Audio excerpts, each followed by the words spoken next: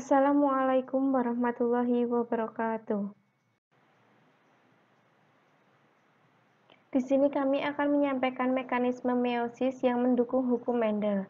Kami yang beranggotakan Siti Nuraini dan Liana Atnasiwi. Hukum Mendel terdiri dari dua bagian. Yang pertama yaitu hukum Mendel 1 yang merupakan hukum pemisah atau segregation. Yang kedua yaitu hukum Mendel 2 yang merupakan hukum berpasangan secara bebas atau independent assortment.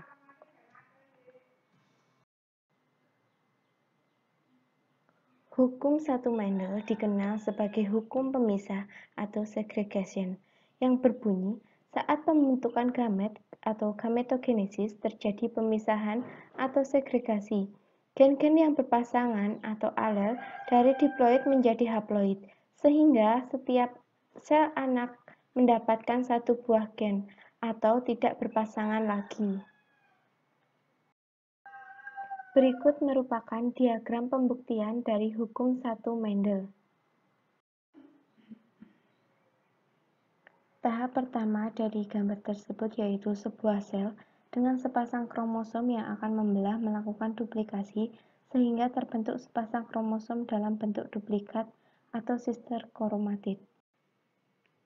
Kromosom yang berbentuk huruf X adalah kromosom dalam keadaan duplikat. Kromosom homolog ini memiliki bentuk, ukuran, dan struktur gennya sama, yang merupakan kromosom dari ayah dan ibu ketika fertilisasi. Kromosom berwarna merah dapat dianggap sebagai kromosom dari ayah, sedangkan kromosom berwarna biru dapat dianggap sebagai kromosom dari ibu. Tahap selanjutnya yaitu saat pembentukan gamet, kedua kromosom homolog yang berasal dari ayah ibu akan dipisahkan kembali seperti semula dalam keadaan haploid atau tidak berpasangan saat sebelum terjadinya fertilisasi. Jadi pada tahap meiosis 1, kedua kromosom homolog yang telah sekian lama bergabung akan dipisahkan pada sel yang berlainan saat sel membelah.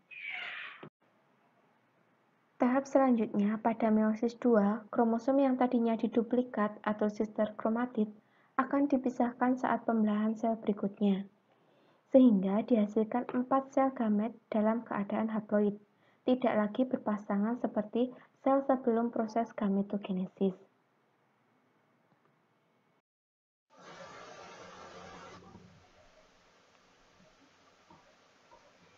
Selanjutnya adalah hukum kedua Mendel. Hukum kedua Mendel ini dikenal sebagai hukum berpasangan secara bebas atau disebut independent assortment, yang bunyinya adalah pada waktu pembentukan gamet atau gametogenesis, alel-alel berbeda pada kromosom non-homolog yang telah berpisah atau mengalami segregasi akan bergabung secara bebas atau disebut independent assortment, membentuk genotip dengan kombinasi yang berbeda.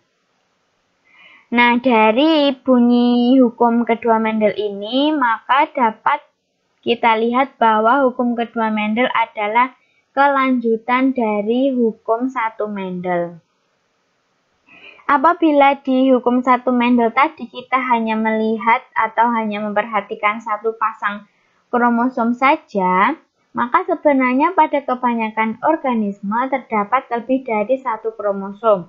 Oleh sebab itu, kromosom-kromosom ini pada saat meiosis akan membentuk berbagai kemungkinan kombinasi saat pembelahan sel. Kita akan melihat diagram pembuktian hukum kedua Mendel. Kali ini kita akan melihat pada persilangan kromosom yang memiliki dua atau lebih sifat beda yang disebut dihibrid atau polihibrid.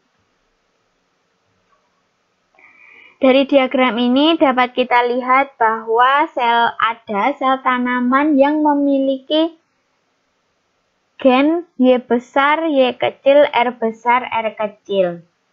Pada metafase 1, kromosom-kromosom homolog ini dapat berjajar menggunakan dua cara. Cara pertama, membentuk kombinasi seperti ini. Dan untuk cara yang kedua, membentuk kombinasi seperti ini. Masing-masing kombinasi ini pun akan menghasilkan sel gamet yang berbeda.